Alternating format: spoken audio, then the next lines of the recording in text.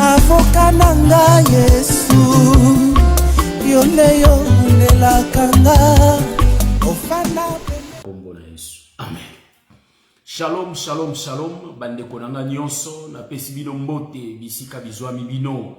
Papa Jimmy Grace, Papa Gislain Binoeta, na pesi bandeko nyonso mbote na kombo na Yesu Christo. Vraiment émission na biso ya lelo. Est-ce que pasteur la sœur Liliana Santos na pesi bandeko nyonso so na moni kombo lokola na to koti vraiment te na ko pesa biso nyonso ba mbote mingi. Donc la sœur Idé la pauvre, na pesi la sœur Liliana Santos, le bien-aimé Fiston Kazi, le bien-aimé Rocky Marciano, bandeko nyonso bazoko se pointer ba kombo soki biminga na tanga kana ngai ba kombo. Na sepela ko tanga kombo parce que c'est la famille.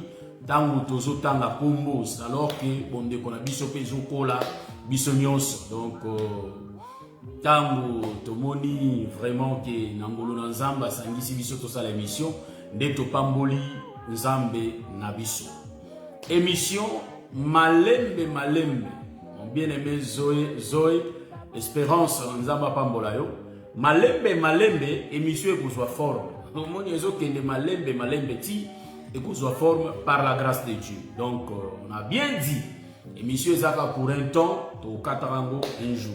Voilà. Donc mais ba enseignement na biso ezapeka ba enseignement parce que ezaba acte to ba bizaleli na biso ba Kristo.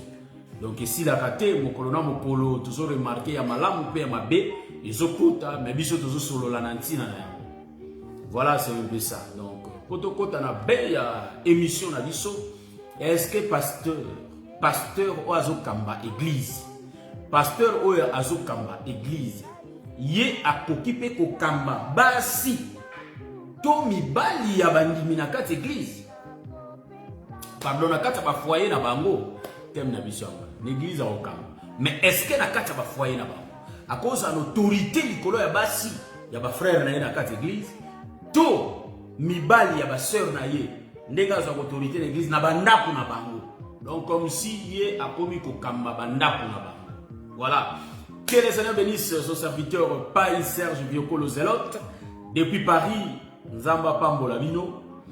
Émission na biso tokolobela na mokuse yango wana lelo. Pasteur.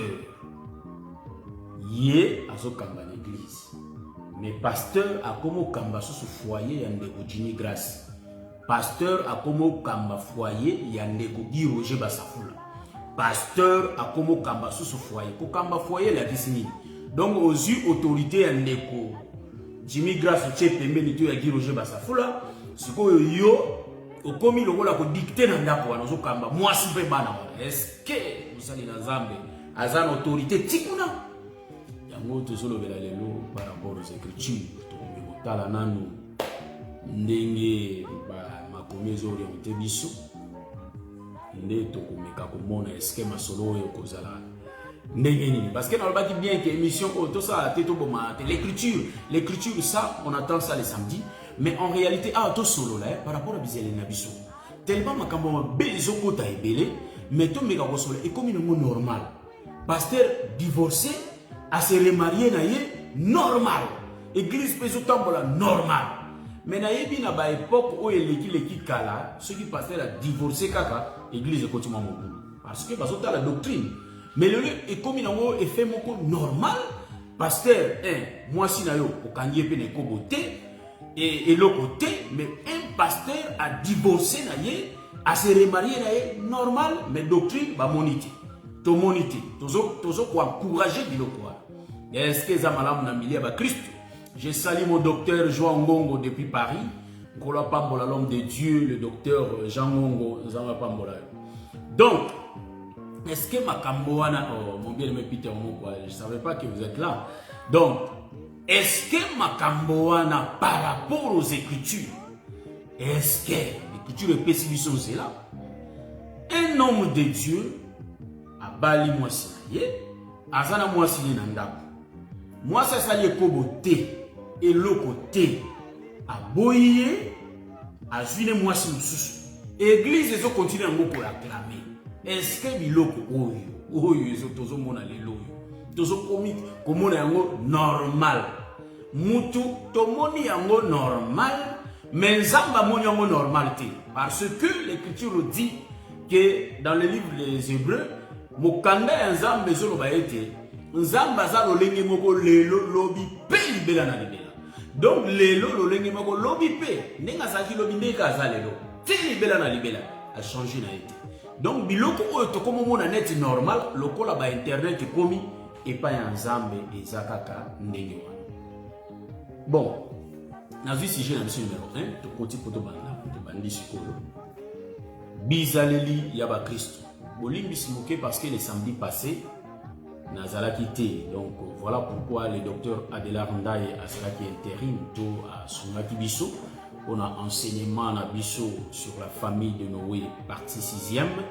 Et je crois que le samedi prochain, par la grâce de Dieu, na moni lokola eza le samedi prochain, eza le 25, le premier, je ne crois pas que tokozala connecté parce que tokozala quelque part, disons, on sera en Hollande par la grâce de Dieu.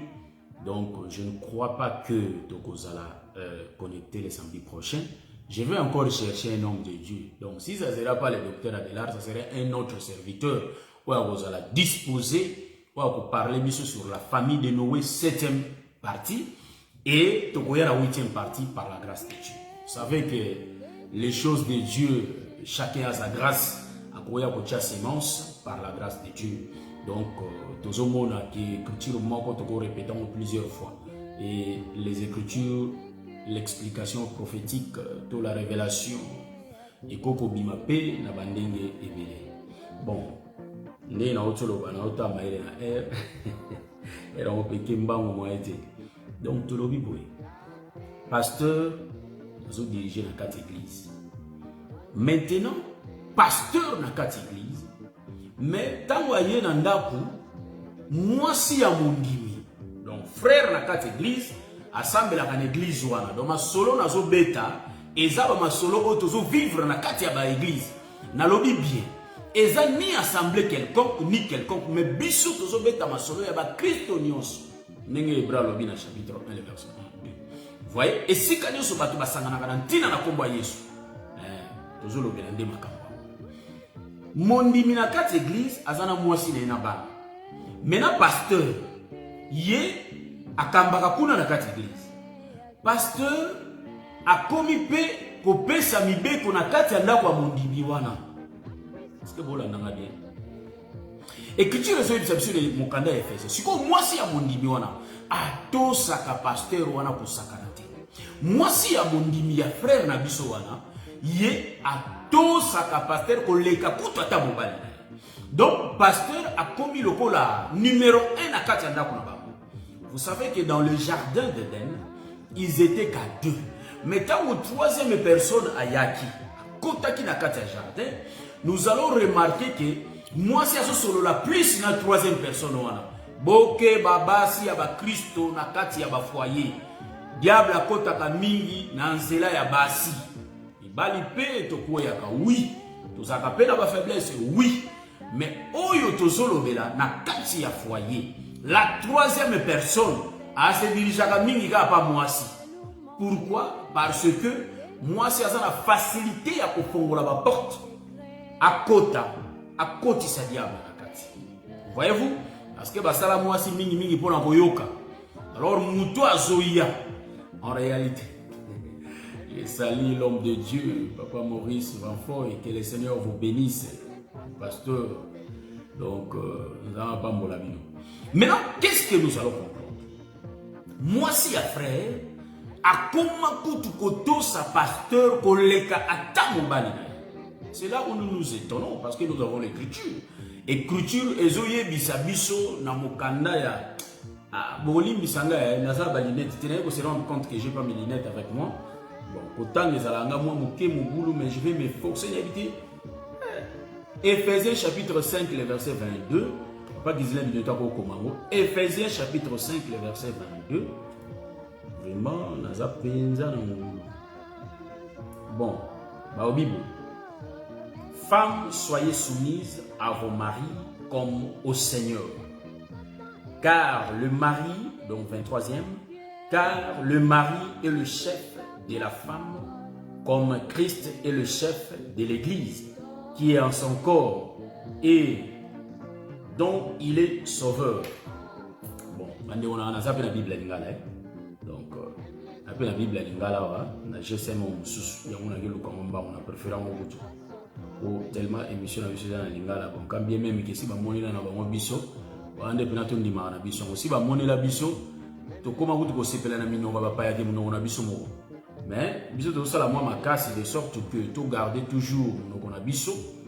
Et ça vraiment important pour on parle ba biso té donc biso p et ça na ndenga ma bête mais photo e ba origine na biso tout gardera pe minoko po nzamba pe si na motonyo sur richesse ma belé pe monoko. Donc Éphésiens ba Éphèse au chapitre to mokapo ya 5 hein wande na okokate na nzela ya tukumi balé na mi balé pe na tukumi balé na misato. Voilà, on va essayer un peu de kolobela oyo to kokapo tanga ba Éphésiens tutangi na kombo na Yesu.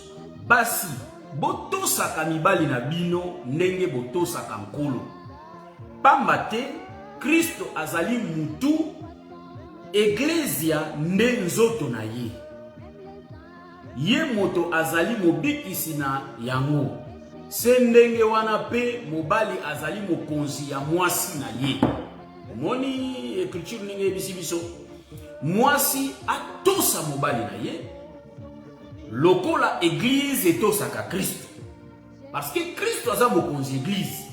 Lolenge boko pe mobali aza mokonzi ya mwasi na ye.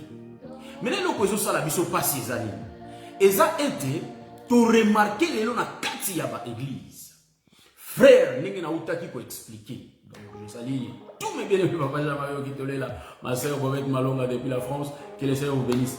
Donc ma sœur Wanimbila, que le Seigneur vous bénisse. Donc moi si tu remarques que na foyer frère na biso wana oyo tozo beta bisolo moi si na ye to saka pasteur koleka ata mobali na yemo. Mais biso to si bien écriture ya Éphésiens azo yebisa biso ete moi si atosa mobali na ye. Comme la Bible le dit, que la femme soyez soumise. Les femmes, il faut que vous soyez soumises. Boz à la base ya botos. Dozongi le langanedene. Kuna le langanedene. Tomoni nzambe asali mobali pe mwasi. Ache bango na kati elanga. Ache bango bakonzi baka makuna na kati elanga. Tomoni ete foyer ekambamaka epai ya mobali pe epai ya mwasi na. Mikolo nyonso na émission ya ba Kristo to kolobela ba couple ba bolingo na kati ya ba couple to kota vraiment na mo ba détail to kolobela penza ba bolingo est-ce que na ndenge ya ba Kristo ekokani to ekokani te. Vous voyez ça? Donc awa na kati elanga na Edeni ba tie mwasi na mobali. Maintenant Nzambe tango atie mwasi na mobali. Mobali azalaki na connaissance koleka mwasi na ye. C'est ainsi que mobali ndeko tazalaki koyekolisa mwasi na ye makambo ya yebaki na jardin d'Eden. Yango tozomona ba chrétien lelo ozalaka na Afrique, osali mo bele fils d'Aaron, ça Isabelle Achi, le Seigneur bénisse. Omona mobali atika mwasi na ye na mboka mopaya, to mboka moko songolo paka. Mais mobali a décidé mwasi a rejoindre ye. Mwasi tango bazo bengisa ye na botosi nyonso. Mwasi amwaza mo Kristo. A rejoindre mobali na ye, a yepe pa mobali na ye, bakomi kovanda. Maintenant mwasi azotosa na mobali na ye. Tango miso ekofungwama, asali ba connaissance na bato. Ye mo Kristo a changé bizali. Mobali a bengisaki ye, a komisi ye lokola ennemi na ye. Sali mobali wa jamais. Voyez? Donc a komi na ye kolanda mongongo ya bato ya libanda, mais a bonsani ete mboka wana kwa komango mobali mutabengisi. Est-ce que vous l'avez bien? Et mobali wana zana bolingo na ye mobimba. Asali yepe mabete. Mais moi si a changé bizarre. Voilà pourquoi Tozolo de la Likamba, moi si pourquoi dans le jardin d'Éden, c'était la femme qui était partie écouter un autre homme. Dans le jardin de l'Éden, ezalaki nde mwasi mutu azalaki koyoka mongongo ya mobali mosusu. Yango biso basi ya ba Kristo tozala na bokebi Pourquoi? Parce que tolingi kaka koyoka yoka. Tolingi koyoka ko basala mwasi kwa yoka mingi. Voyez-vous? Donc na solo bela awa biso awa eza mamba ba révélation te awa. Awa biso tozana mamba doctrine. Doctrine, comment mwasi na mobali ba go vendre. Yango to lo bela. Problème na biso eza awa likamba frère. Mwasi na ye azo tosa plus pasteur que ye. Et vous la nanga bien. Donc c'est un dossier où to banda kolobia. Donc pasteur soki a lobby na koleka na ndaku nazana posa na lia madesu na makayabu mwasi abomi nzoto dadi akoleka mobali na yesu kasali commande ke na posa na lia mfumbo mobali akolizwa te mais pasteur na ye bon iloba nango les docteurs au hasard aux États-Unis j'aimerais avoir des cœurs ceux qui n'ont vu mes thèmes nde na ose parce que makambo tozoloba tozo négligeant mais on ne peut pas négliger ces choses. Mais bien aimé, ils ont pensé à ma couple belé, ils ont détruit ma couple belé, voyez-vous. Donc, ma cambo tout le bawa, ils sont très sérieux. Tu le dis bien. Bassin, tout l'évangile éternel, on est tellement avancé dans les Écritures. Et ça moi pas si bilo pour les abisso. Mais mission abisso, tozo le bela, biso nyon so ba Christ ici que zo abisso partout. Donc, dans l'église catholique, l'église protestante, mais en ils ont la mission. Tu es comme on surtout dans ma groupe de prière. Dédi. Oh. Bino Congo na dédi wala ya papa wana. Toke malembe. Pasteur Azoleka a sali commande le kokolia, moi si frère bandio bomanzoto. Mais ce qui mobali na ye moko a sali commande. Au moins vraiment que au peser botosi ya mwasi pe botosi ya mobali, sali mwasi ninga soto sa mobali pe pasteur, on peut remarquer que pasteur Moutaza a plus de place dans la vie à mwasi. Est-ce que l'oko est biblique? Nous disons non. Et l'oko est biblique parce que l'écriture est faisée. Les yeux de biso awa que mwasi esengeli aza la soumise et pas ya mobali. Pour mobali ne aza chef ya kati ya ndako. Est-ce que vous avez la bien? Mobali aza chef na kati ya ndako. Eza mwasi te. Eza nde mobali mutaza chef. Yende esengeli mwasi aza la soumission. Est-ce que vous avez la bien? Donc pasteur tango azoya kopesa mitindo na ndako ya frère. Oza na droite mosali na nzambe. Ya kokende kopesa ba loi na kati ya ndako. Non, tu peux conseiller les coups. C'est pas mauvais. Mais yo bandi ko kwesi la mwasi na ebisa ke ya na nevro ya kitendeni. O kasi papa zalaki mengai d'abord. Voilà dédi pasteur amazulu ngai d'abord. Vous comprendre? Donc ce sont des choses diaboliques et sataniques. Est-ce que vous comprenez? Mais bana nanzambe tellement bazar aveuglé. C'est ainsi que le prophète osé intervenir. N'a osé 4 6 mais bien aimé. Mon peuple périt faute de connaissances. Parce que le peuple a rejeté les connaissances. Donc, comme Benga est tellement dédi azana mot, même l'homme dans la maison, azana monté. Ma sœur Bobette, il y a un évangile, on dit détail. Donc, dans ce solo là, c'est-à-dire les armes solo entre nous les chrétiens, Babylone comme fait. Je vous avais bien dit, si vous avez une suggestion, beaucoup comme sur Messenger. Le petit qui a un message dans Messenger, ou bien tu peux le solo ou quelconque dans Messenger. Auto solo. Et ça, ma camus, c'est ce comme la biso, tant que vous avez évité. Moi, dans la carte d'âme, a commis na kosolana ba pasteur Mobo Libanda. Papa n'a écouté à éviter. Ma pasteur ba que délivrance, papa n'a évité. Pasteur a s'abusé, papa n'a évité. Voilà pourquoi pour ma solo autant que tous solo la yango et tant de chrétiens et faut la biso misoke et loko tika comment on peut ça bana nanga conseil biloko to solo ba ce sont des réalités où ils ont les cas mais biso to za o kanga miso to lobité to ko kanga miso te photo solo la kanantina yango c'est très important biloko donc pasteur a comme une influence tina kata fois ya bato ozomona moi ça comme to ça plus pasteur que mobali na ye.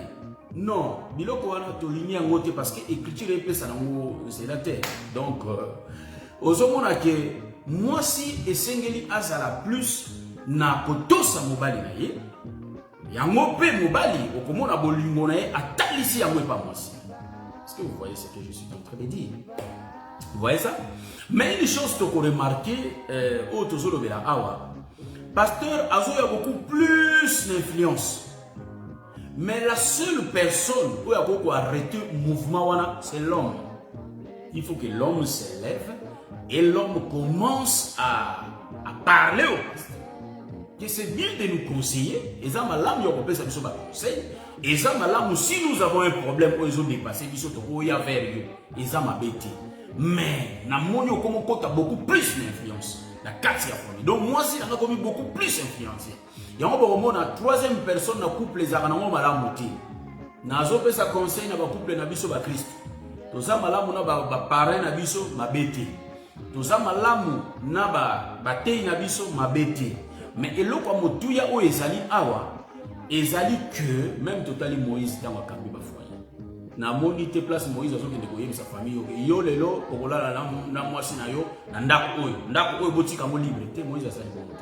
En d'autres termes, chaque homme avait la responsabilité de sa femme.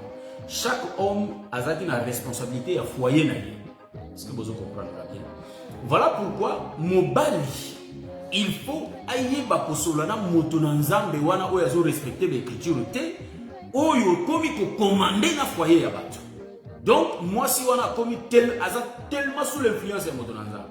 Ya mwana komona na jardin donc influence ya diable ezalaki tellement menacé et pas ya mwasi. Voyez-vous? Donc mwasi wali ya mama nzambe to yebi ya mobiso mon évangile mais to zongo na manière moto na doctrine. Parce que moi ça pesa lito. C'est ainsi que to bendi ba sœur matoi bo pesa kalito na bino et pas moté union sauté. Parce que moté union sauté alingeli yo bolam. Est-ce que vous l'entendez bien? Tant on a vu monter union sauté la qu'est-ce qui est mobile union sauté pour pesa kalito te. Tantine tellement na yo za mo Christ. Ko bakinga na za mo si alibala na ko yoka ote na ko yoka ka mobile. Pour continuer njela. Vous en attend ko pesa kalito te. Parce que ce qui m'a bé kotaka. Parce que moi c'est la ko pesa kalito. Moi c'est ko pesa moto bosu kalito. Pasteur zela biso l'église kuna kamba na yo. Eza na mo pe mabeti. Kamba na yo pesa ba directive na yo mabeti. Mais je vais souligner un point, on a souligné parce que nous avons toujours na phase oyo, pasteur a obtenu finance na kati foyer abato. Na kati église, même le pasteur, si on peut sa poste na mwasi abato, si on est marié, solo na mobali na ye, il faut commencer à passer par son nom parce que eloko yo ezo comme un peu négligé, même na milieu na biso na kati église, même l'homme de Dieu. Il y a ce qu'on a fait, kamba foyer, il y a ce qu'on a mabé, ezo kota mingi. Si la légèreté est au côté. Vous voyez? Or, na principe, écriture est au loba, même Paul a au bango. Paul a au bango. Que ceux qui moi si azoyo quand même l'été, azayo kana kinya, makamo mobali na ine muta ko instruire. Comprendre le quoi? Donc, nous disons que na ba baza marié, vous allez remarquer que c'est l'homme qui va enseigner sa femme. Donc il y a une explication détaillée sur quoi moi c'est biloko moi c'est na comprendre qui. Ouais, ça c'est le vrai Paul qui dit. Donc même la 4e milieu église, aspect wala to ko négligeant côté. Que moi si olinyo pesa moi c'est yemba, lokola za une femme mariée, il faut monter. Solina mobali na yeke. L'homme vraiment ndenge za boyemba malokola za likaba boyemba, tozo préférer akoma boyemba église. Mobali pas pesa val na ye. Est-ce que bozo la nana bien? Mobali pas pesa val na ye. Un problème exact bo oche. Nyo sozo kende dès comme un accord na kati ya couple na bango. Donc des ordres le moyen côté la bango na kati ya couple na bango exact. Est-ce que bo la nana bien? Des ordres ko kota te na kati ya couple na bango. Donc tozo lobela ba dedi oyo surtout ya ba groupe de prière. Donc dedi a ko kamba moi ça bato.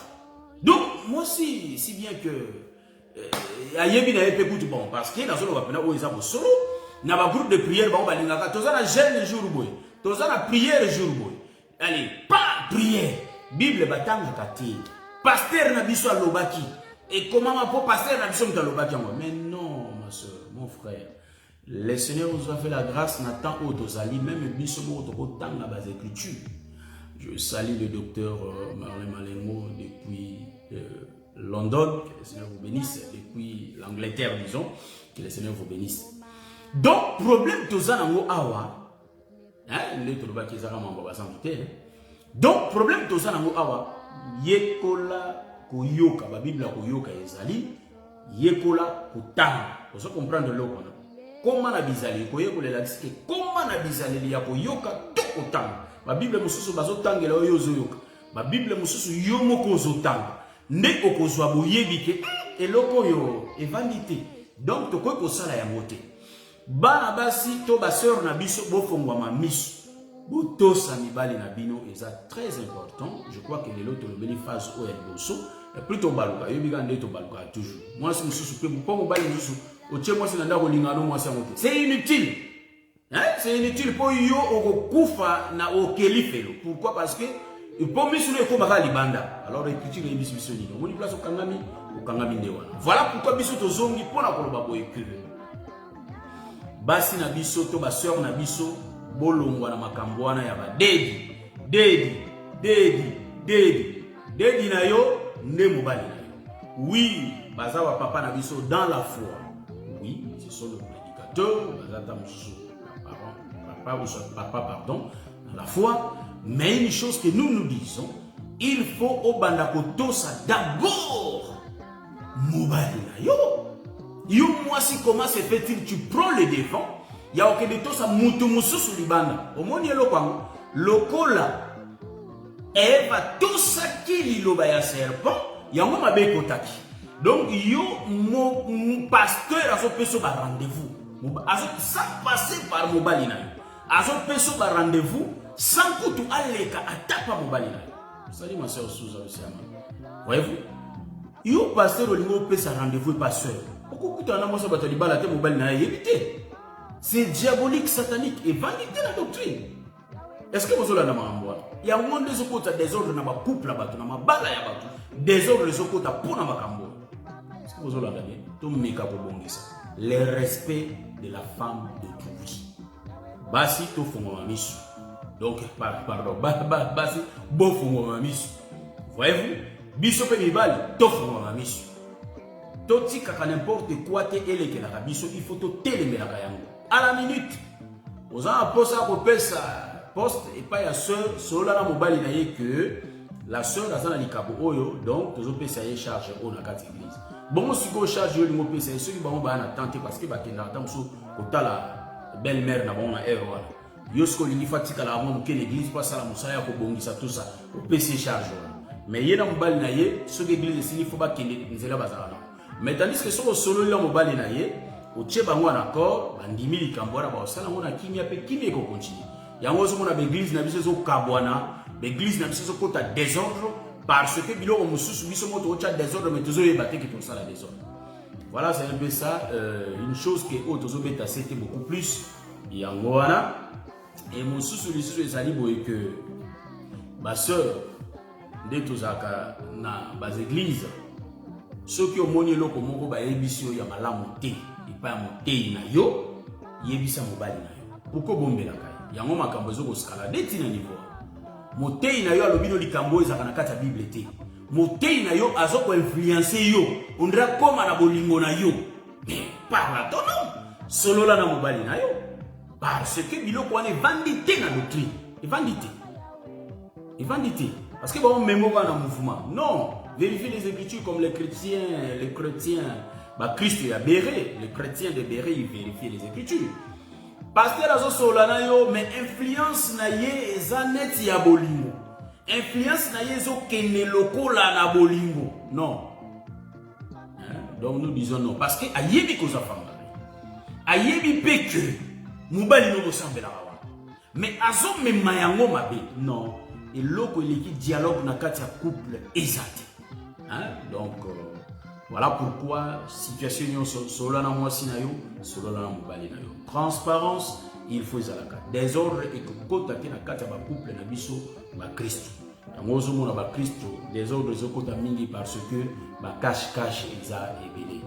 Donc yangwana nde ezo sala mwa moke désordre nalingi nakitananga mais loko pe oyo nazozonga pona ko expliquer na ba sœur parce que le to lobela ba sœur monsieur ko ya to lobela ba frère ba frère to bonga ma poto ko loba pe na tina na biso une sœur mobali na yo asambela kana yete yo ondima na yo okoma na yo na mobali oyo asambela kati mobali pe lokola asambela kana yete apesi ozela manda okende na église okenda ka église mais remarque une chose oyebite que yo si okoma motei ya mobali na yo mais yo mo oyebi na ote parce que les écritures ezoloba yango le bien-aimé Pierre azoloba moi si je ne me trompe pas okoki kote ya mobali na yo mais na bizaleli kaka oza kuna posa koloba le maloba te donc mobali no azo observer yo tawana yo bandi okende na église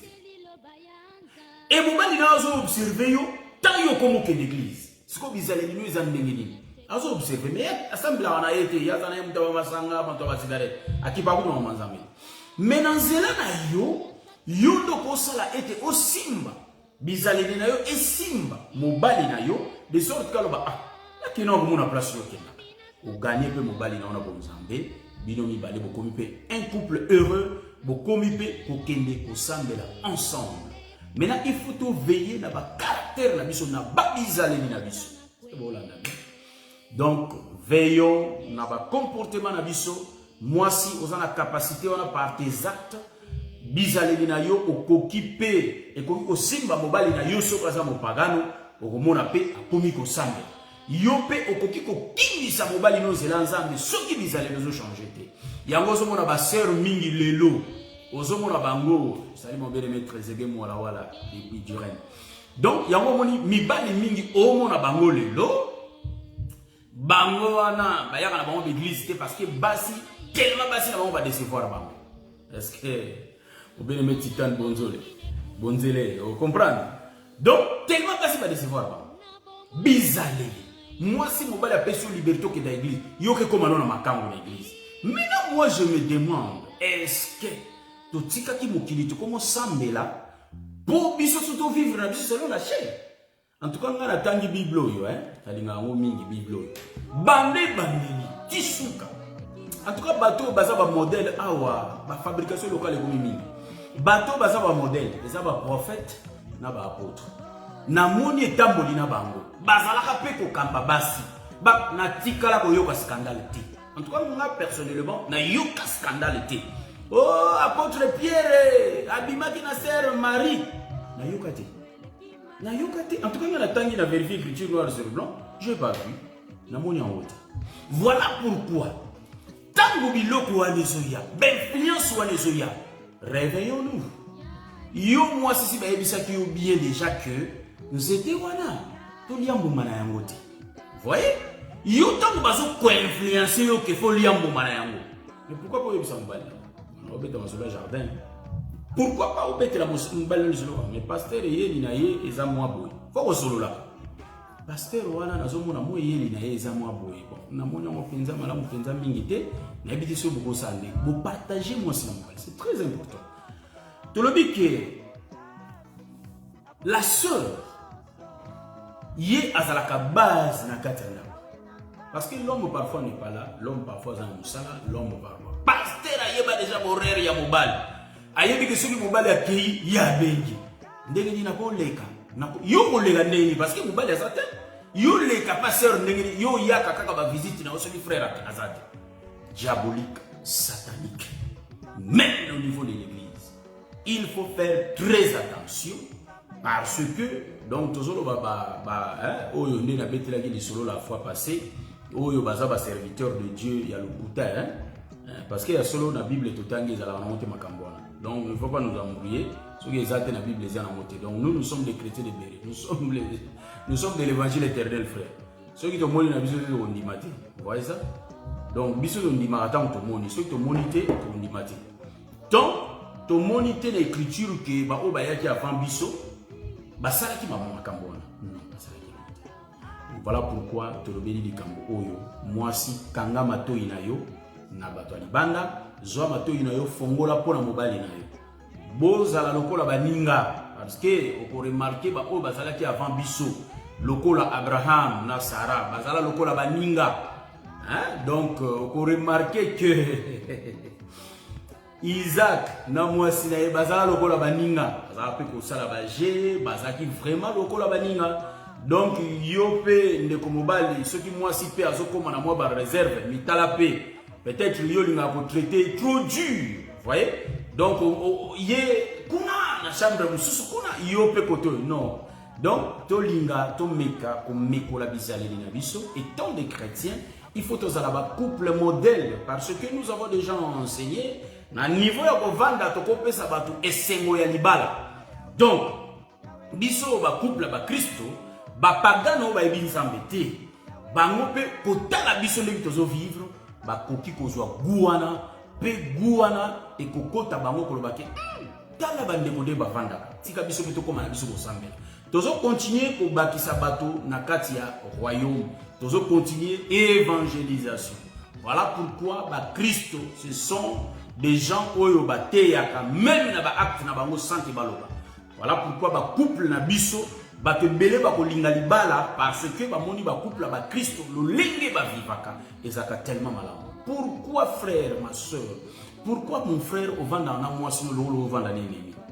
Pourquoi ma soeur au vanda na mobali no lokole nini? Non, c'est ton homme. C'est ta femme. Faut que yeba ndenge ya kovanda ndenge ya kosolo. Harmonie na bino bolingo na bino ezalaka automatiquement influencé par ya bana. Donc bana to bazokola pe na bolingo moko boy boza modèle pour na bana wana. Mais yo mo Christo soko kangeli moi sino makofi. Je ne sais pas. Est-ce que ndé tozolo ba vraiment est-ce que bolingo ndé ya wana? Hein? Ba frère musoso la na bango bien. Parce que toza na catégorie ya basi mususu ye azalaka bien na bato. Maintenant mobali na ye c'est des problèmes. Yo mo Christo ndenge ni.